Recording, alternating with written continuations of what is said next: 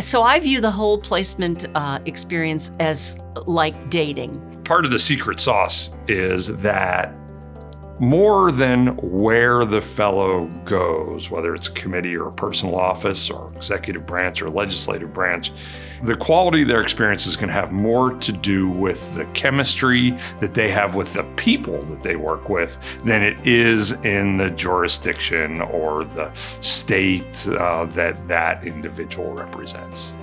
Alan Hyman, in the interview, why he wants the fellowship, he was very honest and says, I'm not that interested in kind of writing position papers. I want to go to the gym with the senator. I want to eat in the dining room with the senator. I kind of want to see what goes on behind the scenes.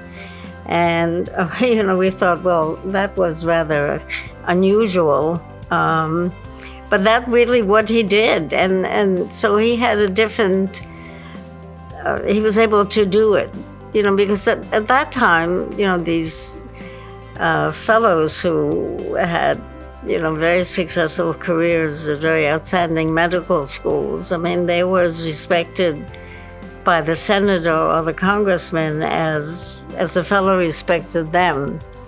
And so, some of them became real pals. I worked in Paul Wellstone's office.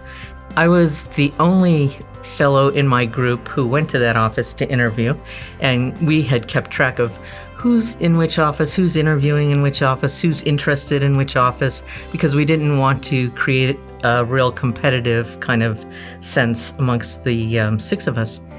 And I went to that office because I grew up in Chicago. It was a Midwestern office. I had some sense of the office being a little more liberal, and I thought, well, it would be really just a very interesting place to be. And he was in his first term. He was on the Health, Education, Labor, and Pensions Committee, which certainly has an impact on public health, which was another area that I was interested in.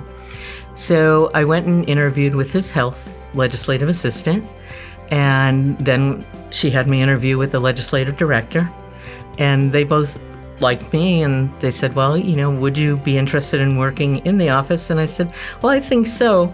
And it just so happened that Senator Wellstone was in the office, and they said, do you want to meet him?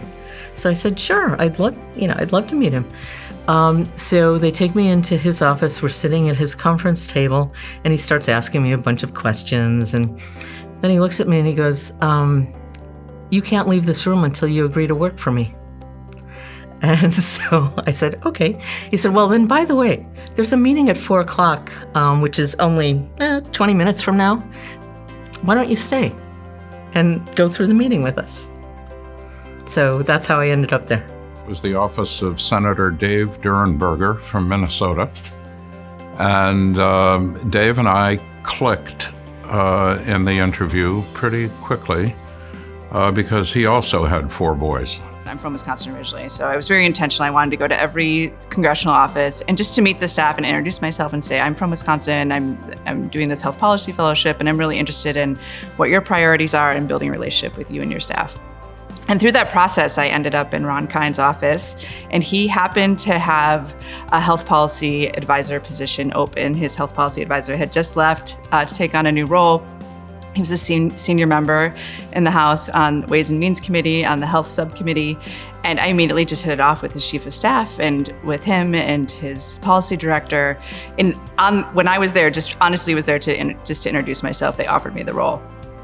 I was torn because it just felt like a great fit. It felt like it was really an opportunity to sort of take the entire health policy portfolio and learn all of the pieces from interacting with advocates, taking all of the related health meetings, prepping the congressman for his hearings, learning about rural health, things that I hadn't worked on before. So it sounded very exciting and interesting.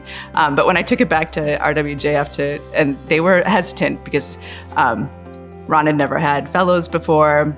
He was in the House. So it was an interesting dynamic and an interesting time. So I had to push, but ultimately I followed my gut. It was just a tremendous experience. I went to the Health Subcommittee on the House side, and they were not interested. It was one of those interviews you're just like, what? I'm here as a free good, like, and they wanted to make sure my politics were right. And I didn't really have any clear politics as much as being interested in the process. So that didn't appeal to me. I interviewed at the Kennedy office, and they were such a big, well-oiled machine, and they knew exactly what they wanted to do, and they wanted somebody to carry it out. And I had the little bit of arrogance as a professor that I didn't want to just do what was already decided, put the bill together. And I had this medical technology background. And this lobbyist had said to me, if you really want to work with a member who takes advantage of your knowledge and who really knows a lot, Durenberger's the one. Well, he was also Minnesota, which was the hub then of medical technology. And I went into the interview. It was the senator. And the first thing he said to me is, flipped through the resume and said, will you teach me about medical technology? I was sold. I had been teaching lots of kids about medical technology, and I was happy to think that was something I could contribute in some way.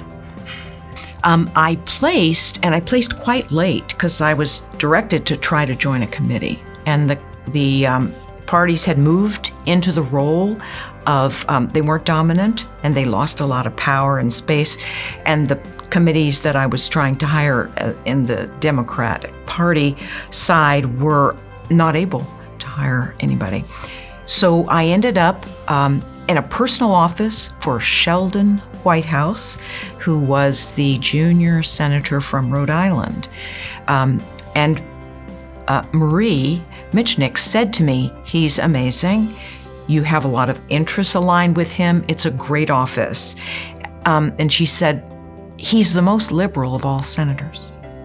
And I said, Marie, I don't know if that's a good thing. The most liberal? I think I'm more middle of the road. And she said, Karen, it's the United States Senate.